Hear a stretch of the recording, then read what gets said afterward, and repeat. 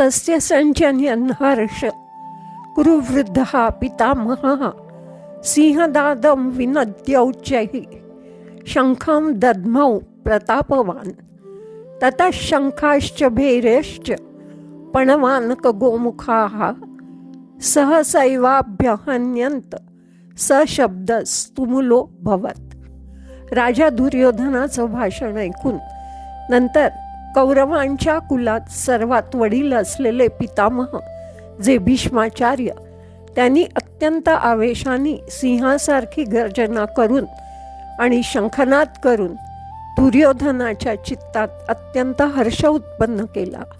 भीष्माचार्यांच्या शंखनादाबरोबर जिकडे तिकडे शंख, भेरी, पणवानक, गोमुख वगैरे यांचे ध्वनी उठले आणि तो सर्व मिळून एकच भयंकर ध्वनी झाला.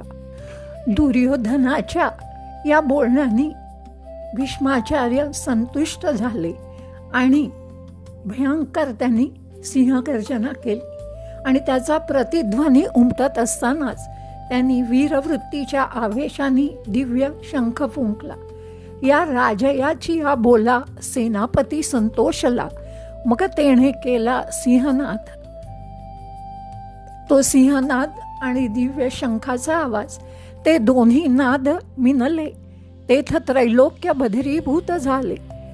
जैसे आकाश का पडिले तुटोनिया घडघडी तांबर उचंबळत सागर क्षोभले चराचर कापत असे.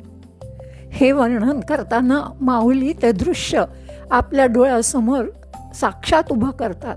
माऊली म्हणतात ते दोन्ही नाद एकत्र होऊन आकाश तुटून पडावं तर त्रैलोक्याच्या कांठळ्या बसण्यासारखा असा गडगड आवाज होऊ लागला. समुद्र उचंबळू लागला. पर्वताच्या गुहा धुमधुमून गेल्या. तितक्यातच सैन्यात सर्वत्र रणवाद्यही वाजू लागली. भयंकर कर्कश वाजणाऱ्या त्या वाजंत्र्यांमुळे आणि योद्ध्यांच्या आवेशाने होणाऱ्या ओरडण्याने मोठमोठ्या धैर्यवानांनाही महाप्रलयच होतो आहे की काय असं वाटलं. आवेशे भुजात रहाटिती विसणेले हाका देती जेत महामध भद्र जाती आवरती ना तेथ भेडांची कवण मात काचया केर फिटत जेणे तचकलाकृतांत अंग निघे. माऊली म्हणतात मदोन्मत्त हाती आवरेनासे झाले. भेकड कच्चे वीर पाचोळ्यासारखे उडूनच गेले. प्रत्यक्ष मृत्यू देखील भयभीत होऊन तिथे पाय ठेवू इच्छित नव्हता. कोणी उभ्या उभ्याच प्राण सोडले.